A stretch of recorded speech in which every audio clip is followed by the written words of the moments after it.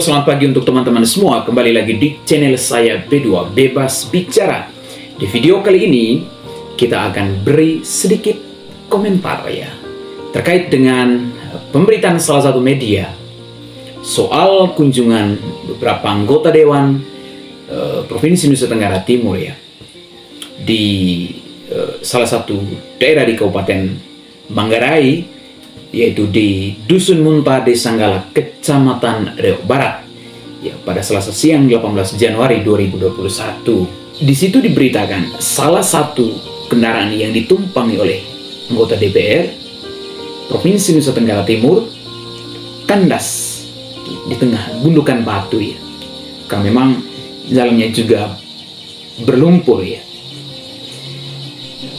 Yang menarik, ketika anggota DPR ini turun, lalu kemudian meminta bantuan warga setempat, warga di daerah tersebut malah memilih diam dan hanya menonton.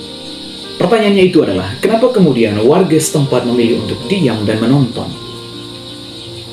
Anggota Dewan yang berjibaku mendorong mobilnya di tengah gundukan batu yang tertutup lumpur tersebut. Bagi saya ini adalah akumulasi dari kekecewaan sekaligus kejengkelan publik terhadap anggota dewan kita yang mungkin selama masa kampanye ketika turun selalu mengucapkan janji-janji politis yang kemudian tidak pernah terrealisasi secara signifikan di akar rumput. Jadi konsekuensinya adalah ini. Bagi saya ini adalah respon publik yang masih dalam tahap yang wajar dan ada ekspresi sebetulnya yang lebih luar biasa dari itu ya.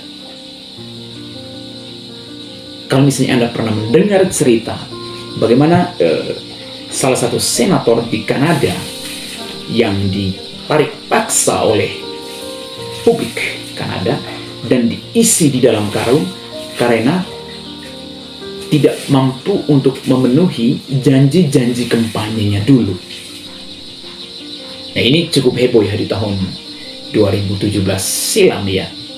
Mereka meletakkan sang senator ini ke dalam karung lalu diikat dan dibuang ke tempat sampah.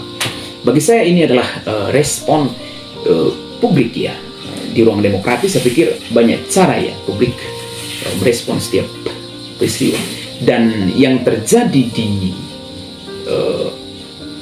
di Kedindi itu, di Dusun Munta tersebut, itu masih dalam taraf yang menurut saya masih dalam taraf yang wajar ya.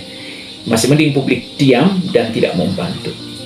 Nah, saya bayangkan saat itu satu warga dusun tersebut atau bahkan satu desa tersebut datang berbondong-bondong ya untuk menangkap semua anggota dewan yang ada di situ, lalu melakukan aksi yang serupa seperti terjadi di Kanada.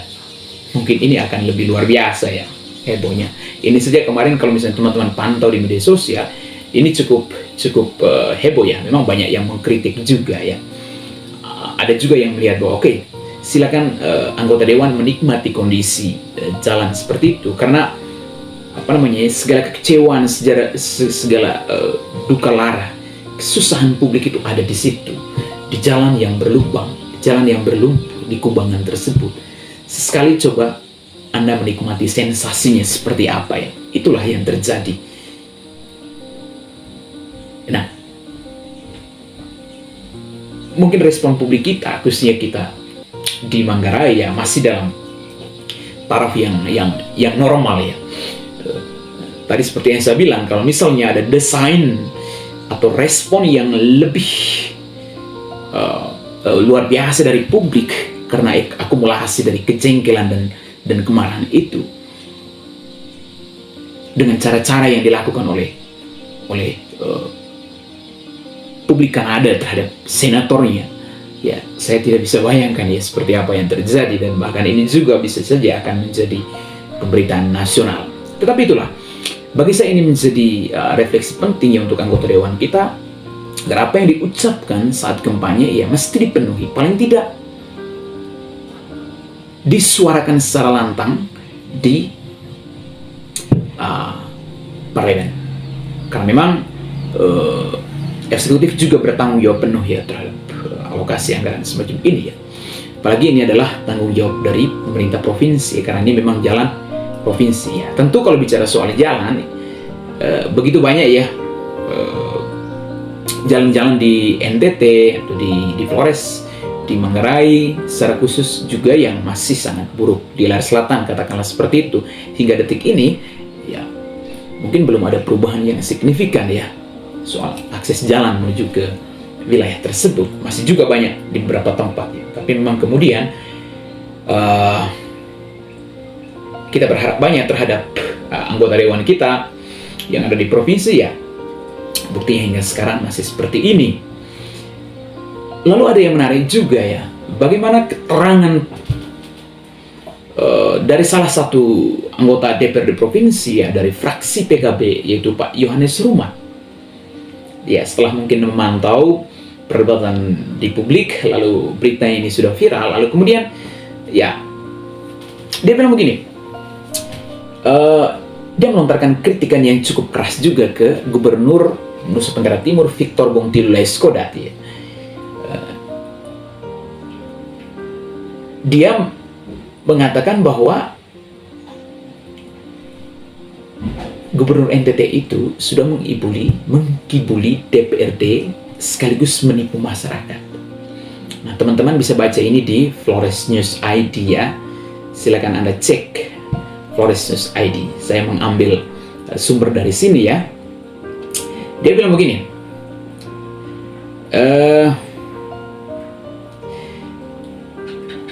DPRD provinsi bersama pemerintah Provinsi Nusa Tenggara Timur ya, di bawah kepemimpinan Bung Tilo ini, telah bersepakat untuk melakukan pinjaman dana. Didasari karena besaran dana APBD provinsi, baik DAP maupun DAU, terlalu kecil untuk memenuhi kebutuhan pembangunan jalan provinsi yang menurutnya terlalu besar. Oke. Nah, ide itu memang dimunculkan oleh Victor Laiskodat. Oke, ide tentang pinjaman itu ya. Dan anggota dewan menurut dia ini ide cemerlang ya, dengan ketentuan manakala dana DAK dan DAU yang selama ini menjadi rutinitas tidak mampu. Oke, pinjaman itu menurutnya menyelesaikan persoalan. Namun, fakta yang terjadi saat ini adalah pada segmen Simpang Hita Kedindi, khusus di perbatasan Kabupaten Manggarai Barat dan Manggarai, tidak ada tanda-tanda intervensi pembangunan dari Pemprov. Sehingga patut dipertanyakan tentang komitmen untuk keseriusan dari Gubernur Laiskodat yang disampaikan di hadapan anggota DPRD dan masyarakat NTT. Saya pikir publik sendiri secara personal bisa menganalisa ya, keterangan dari Pak Yohanes Rumat ya, apakah memang ini sudah ada kesepakatan, benar ada kesepakatan dengan pemerintah Provinsi Nusa Tenggara Timur, lalu kesepakatan itu kemudian tidak berjalan sesuai dengan apa yang diharapkan ya. Dan hal yang paling penting sebetulnya yang harus disampaikan Yohanes Rumat juga ke publik itu adalah kenapa kemudian kesepakatan itu belum terrealisasi. Apakah memang sudah ada pinjaman, dana pinjamannya itu sudah ada, ataukah belum? Nah, ini perlu penjelasan dari anggota dewan kita ya. Jangan sampai karena ada persoalan ini dan sudah viral di media sosial, baru memberikan keterangan politis ya. Seolah-olah ini ada semacam ya strategi untuk apa ya? Strategi defensif dalam politik ya. Artinya, ini persoalannya ini sebenarnya bukan salah kita, tetapi kita sudah bersuara di DPR, tetapi toh kemudian penentu akhirnya itu ada di eksekutif, ada di gubernur. Ya, jangan sampai strategi-strategi semacam ini juga digunakan, tapi kita tidak mengharapkan seperti itu. Jadi keterangannya itu adalah tidak hanya menerangkan bahwa sudah ada kesepakatan dengan DPRD dan Gubernur Nusa Tenggara Timur, tetapi kemudian apa sih persoalan utamanya sampai kemudian kesepakatan itu soal dana pinjaman tersebut belum juga terrealisasi hingga hari-hari ini. Nah, ini sebetulnya yang ditagih publik juga, sehingga kemudian memang sambil kita menunggu keterangan dari gubernur soal ini, oke, publik masih percaya bahwa memang anggota dewan kita ini masih bersuara di parlemen. Ya, kalau tidak memang konsekuensinya seperti itu. Oke. Kita berharap bahwa ada DPR-DPR juga yang lebih kritis di parlemen ya. Jadi tugas DPR itu sebenarnya memang harus kritis korektif ya. Apapun persoalan-persoalan yang terjadi di tengah masyarakat kemudian diucapkan di ruang-ruang sidang paripurna, katakanlah dengan eksekutif, dan mesti getol untuk menyuarakan itu. Nah, kalau misalnya belum terrealisasi ya, beri keterangan publik, keterangan pers, katakanlah seperti itu. Oke, bahwa ini sudah ada kesepakatan bla bla bla dengan gubernur, tapi kemudian tidak terrealisasi. Ada apa ini? Tanya ke gubernur. Kenapa hal ini belum terrealisasi? Nah, saya pikir itu salah satu tugas dan tanggung jawab dari anggota dewan kita ya. Sehingga kemudian tidak karena ada persoalan baru kemudian muncul pernyataan-pernyataan yang sifatnya sangat politis ya. Oke, mungkin itu saja. Terima kasih. Jangan lupa like, komen, dan subscribe.